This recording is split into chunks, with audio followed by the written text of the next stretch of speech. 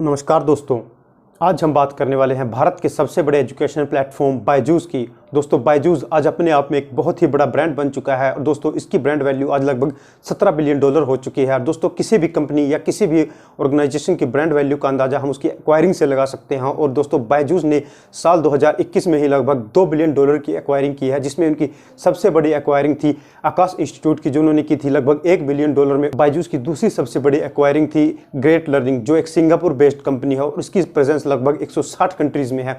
दोस्तों इसके बाद इनकी तीसरी सबसे बड़ी एक्वायरिंग थी एक यूएस बेस्ड कंपनी जिसका नाम था एपिक, जिसको इन्होंने $500 मिलियन में एक्वायर किया था। दोस्तों इसके अलावा इन्होंने मुंबई बेस्ड कंपनी टॉपर्स को भी लगभग $150 मिलियन में एक्वायर किया था। दोस्तों अगर हम इनकी और एक्वायरिंग की बात करें तो इन्होंने साल 2020 में व्हाइट हैट जूनियर को लगभग $300 मिलियन में एक्वायर किया था और इसके पहले उन्होंने एक और कंपनी ओस्मो को साल 2019 में $150 मिलियन में एक्वायर किया था। तो दोस्तों जिस तरह से बायजूस दूसरे छोटे प्लेटफॉर्म्स को एक्वायर कर रहा है, वो दिन दूर नहीं जब बायजूस दुनिया का सबसे बड़ा एजुकेशनल प्लेटफॉर्म होगा। दोस्तों अब बात करते हैं बायजूस के फाउंडर रविंद्रन बायजूस की। रविंद्रन बायजूस का जन्म साल 1980 में केरला के एक छोटे से गांव अजीकोडे में एक मलयालम फैमिली में हुआ था। दोस्तों इनकी फैमिली एक जॉइंट फैमिली थी, जिसमें इनके पेरेंट्स के अलावा इनकी बुआ जी और इनके चाचा भी रहते थे।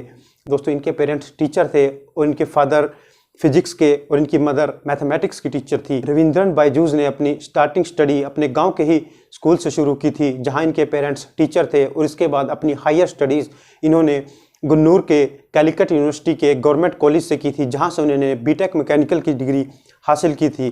दोस्तों शुरू से ही इनका इंटरेस्ट स्पोर्ट्स में रहता था, जिसमें ये क्रिकेट, फुटबॉल, बैडमिंटन और टेबल टेनिस के एक अच्छे प्लेयर थे। और दोस्तों इनके पेरेंट्स भी इनको स्पोर्ट्स के लिए ही इंकरेज करते थे और इनका कैरियर स्पोर्ट्स में ही बनाना चाहते थे।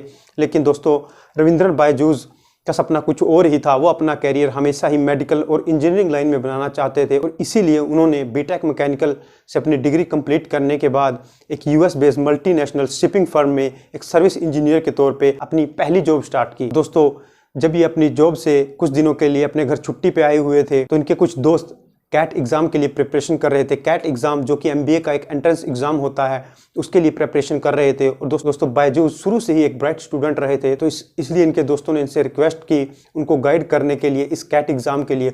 दोस्तों रविंद्रन बायजूस ने अपने दोस्तों को गाइड किया और ख़ुद भी कैट का एग्ज़ाम दिया और उन्होंने इस कैट एग्ज़ाम में 100% मार्क्स अचीव किए। लेकिन दोस्तों इनका कोई इंटरेस्ट एमबीए करने का नहीं था, इसलिए ये अपनी जॉब कंटिन्यू करने के लिए वापस यूएस चले गए। और जब अगली बार ये छुट्टी पे आए तो इनके दोस्तों ने दोबारा से कैट एग्ज़ाम की प्रेपरेशन कराने के लिए कहा। उन्होंने खुद भी दोबारा से अपना कैट का एग्ज़ाम दिया, ये चेक करने के लिए कि कहीं पहली बार इनका बाय चांस एग्ज़ाम तो नहीं क्लियर हो गया था। लेकिन दोस्तों जब दूसरी बार इन्होंने वो एग्ज़ाम दिया तो फिर से उनके 100% मार्क्स, तो फिर से उन्होंने 100% मार्क्स अचीव किए।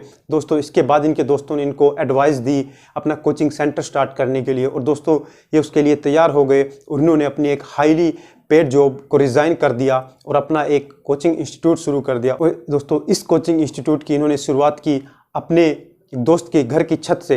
दोस्तों यहाँ से शुरुआत हुई बायजूस के एक सक्सेसफुल एंटरप्रेन्योर बनने की। दोस्तों शुरू में बायजूस सिर्फ एमबीए एस्पिरेंट्स को ही कोचिंग दिया करते थे और शुरू में वो स्टूडेंट्स को 1 वीक की फ्री कोचिंग दिया करते थे और जिस स्टूडेंट को इनकी कोचिंग का मेथड अच्छा लगता था वो आगे कंटिन्यू कर सकता था। दोस्तों बायजूस ने एक एंटरप्रेन्योर बनने के लिए अपनी लाइफ में बहुत से चैलेंजेस फेस किए हैं। साल 2011 में रविंद्रन बायजूस ने अपने इस कोचिंग सेंटर का नाम Byju's think and learn private limited के नाम से रखा, जिसकी टैग लाइन थी fall in love with learning. और बाद में उनके कुछ स्टूडेंट्स ने भी इनको ज्वाइन किया जो आईआईएम से ग्रेजुएट थे और दूसरे स्टूडेंट्स के लिए एजुकेशनल कंटेंट प्रिपेयर करते थे। दोस्तों बाद में इन्होंने अपने इस कोचिंग सेंटर को अपने दोस्त के घर की छत से एक क्लासरूम में शिफ्ट कर दिया और इसके लिए इन्होंने लगभग 2 लाख रुपए की इन्वेस्टमेंट की। और दोस्तों साल 2009 में इन्होंने कैट स्टूडेंट्स के लिए ऑनलाइन वीडियो लर्निंग प्रोग्राम शुरू किया और ये पहली बार था जब इन्होंने अपने टीचिंग में एक टेक्नोलॉजी को इंट्रोड्यूस किया था। दोस्तों इनका टीचिंग मेथड इतना फेमस हो चुका था, इतना पॉपुलर हो चुका था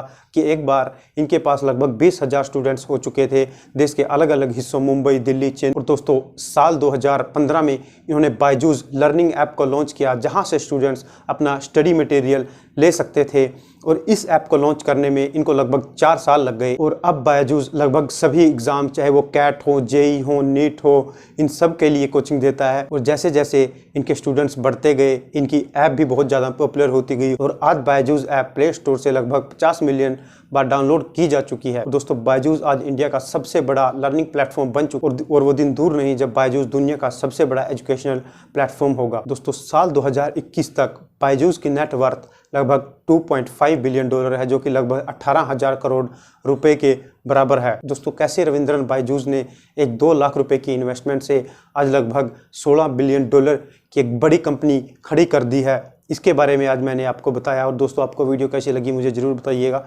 धन्यवाद।